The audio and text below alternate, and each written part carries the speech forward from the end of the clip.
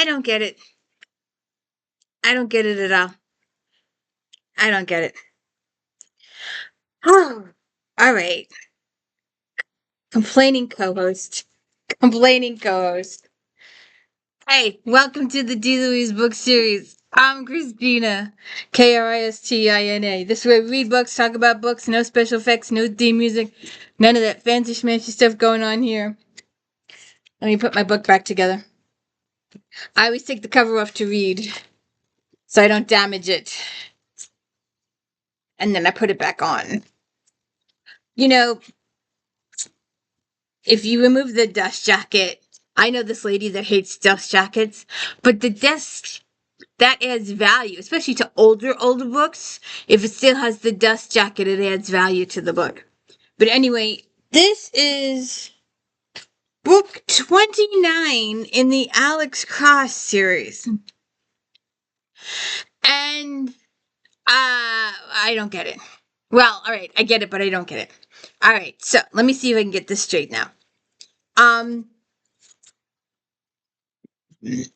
There are 3 cases. Sort of, kind of. 3 cases. Sometimes 4 cases, depending on how you look at it. So, in the beginning of the... speaking of which, my husband has a pacemaker. He also has a mechanical heart valve. And a while back, on Valentine's, I ordered him this shirt. However, when it arrived 3 sizes too small for him. It turns out that this is a child, a petite, I don't know, it said PCH, and I'm thinking petite child, but it's not. It might just be petite female or male, I don't know. But I actually got it on. So that's why I'm wearing it in honor of my husband, because now we have matching shirts. Inadvertently, because this shirt never would have fit him, of course, but inadvertently, I just thought I'd give it a try. But he has a pacemaker. I don't. He does. And I bought this for him, and it says on the bottom, let's see. I cut myself off. It says lifetime warranty on it. So see what happens. I cut myself off.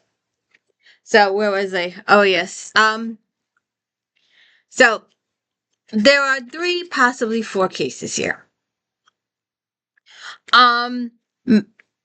Matthew Butler, you're told about him, and it's confusing. I don't like it when they when an author does refers to a character in several different terms, because I got confused a couple times. First, we referred to Matthew as Matthew Butler. There are certain times we referred to Matthew as Matthew. Then there were certain times we referred to him as Butler. It just drove me crazy. So that's just an itty bitty pet beef. And he and his group of people are killing people. They're killing people that work for government agencies or FBI or CIA or DEA or cops or whatever, who are taking money from the Alejandro cartel in Mexico. So they're killing these people because of this reason. Him and his group of people. They're traveling all over the world and killing these people all over the world. Then Alex and John Sampson are supposed to go on a camping trip. John Sampson needs some me time, some fresh air time, he needs to get past his wife Billy, he needs to deal with her death emotionally. He may need to talk with Alex about it. Alex, of course, is a shrink. And they're supposed to go on this camping trip. And just before they're walking out the door, their boss calls and goes, "Get your ass in here. There's been a killing. This woman, I think she was CIA, has her fingers broken. She was tortured. There's a full confession written in her own handwriting, left with the body, and she's been killed. Come investigate." So then they go investigate that. In the meantime, Bree's new company hires her. They want her to go to Europe to investigate this guy, Felipe, he takes interns into his business. And after they have been with him for about 6 months or so, he drugs them and rapes them and has his way with them and has them sign disclosures while they're under the influence of drugs, giving him permission to do all the stuff he does to them. And then this very angry, very, very angry, makes you frustrated that he's getting away with this, and that they let the company he works for let him get away with it until he started embezzling. But it was okay for him to do this stuff to all these different females and do this stuff to them and have them sign these and videotape it all. But I've got this disclosure, so you can't do anything to me because I've got this disclosure that you signed. Oh, so we're not going to mention the fact that you signed it when you were drugged out of your brains and heavily under the influence. No, we're not going to say that part. So Bree goes to bring this guy down. And then there is a little small side case here. Allie is doing his own investigation. Somebody is burning down schools. So Allie does his own little side investigation. We do get quite a bit of family time. Little spoiler alert, John gets shot at some point. Bree goes over to Europe and gets involved there. And things go 6 ways to Sunday over there. She eats a bunch of food. I have no... Just don't. So these guys, this group goes around killing all these people. And there is a six-week jump in this book. At a certain point, I forget which chapter it is, but there's 6 weeks between killings, and that gives John Sampson a time to recover from his injuries and brief for her situation, and all these other stories are finished, and then we're going to finish with this one. And we got to also find out who this M person is. This M person is texting Samson, and he's texting Alex. He knows their personal information, and he's observing them.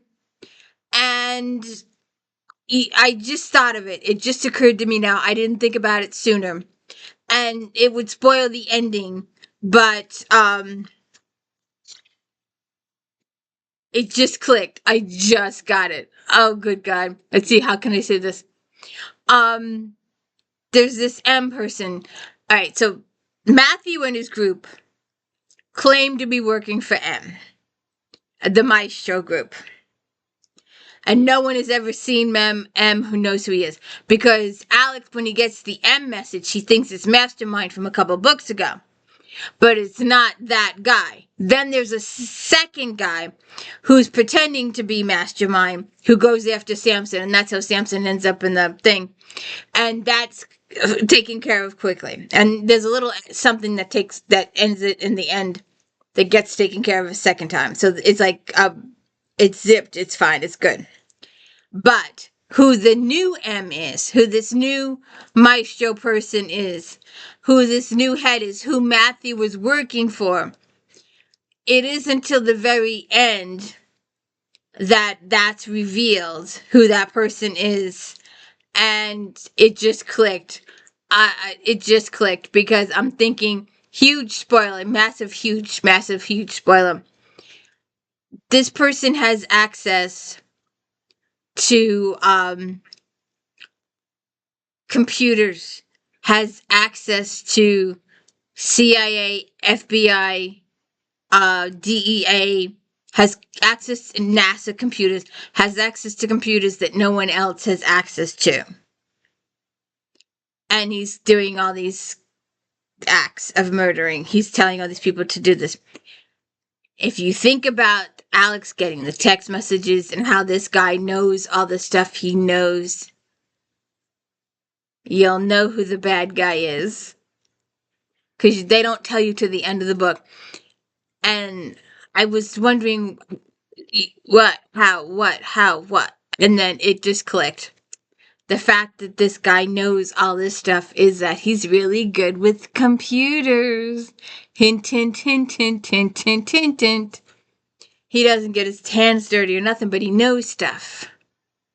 And it just hit me. I just got the ending now. But, so that's basically your book. Alex Cross and John Sampson. What doesn't make sense to me is the fact that in the middle of this book, well, not in the middle, but let's say 75% of the way through the book, Alex and John Sampson go on that camping trip. Just decide, we're going to go do that camping trip. We're going to take 6 days. They're in the middle of an investigation. They just finished at a crime scene of a big, huge massacre. And they're going to go on a camping trip. And that's what I don't get. I don't get it at all. They're in the middle of this investigation. The book is 75% done. And they go on a camping trip. And then later on, it makes a little sense. They get, some stuff happens later on in the camping trip that helps it click. But in the beginning, you're like, what? You just came from this massacre where 40 people were killed, women and children and men and everything. And you're going on a camping trip. You're not investigating this case. You're just going on a camping trip. I just didn't get it. I just didn't get it. So, that's basically it. They do go on their camping trip, but it does end up tying into the story eventually. But when they first proposed it and the characters go, I couldn't fathom why a character would stop investigating to go on a camping trip. And yet their cell phones always work, even if they're out in the wilderness in the middle of nowhere. So we'll see what happens there. But so you have, and Bree's investigation, that kind of gets cut quickly. And I'm sitting there going, she's in Paris all by herself with all those sights. Where is Alex? When Alex comes flying to the rescue, so he does get to spend some time. Little spoiler there. But, so we have Matthew and his people killing people that he thinks are traitors. Where he's getting his information from. Oh, that computer person. And, the guy from Samson's past comes back to try and kill him. And Alex and John Sampson investigate that, the traitors' killings. And Bree does the investigation of this Philippi guy. And it kind of does piss you off that he was able to do all this stuff to all these women, but not get cared about it until the embezzling thing started. And kudos to Allie for solving the arson case. So that was cool. So anyways, please check out Star Trek Next Generation Recast Fridays. And If Then Friday afternoons, we got a look at it with St. Patrick's Day. And If Then Flashback Mondays, where we talk about all the books in Romantic Time Book Review Magazine. And, of course, my daily book reviews. And now I'm going to spend the next 10 minutes trying to get this stuff off this book so I can take a good picture. Have a good one.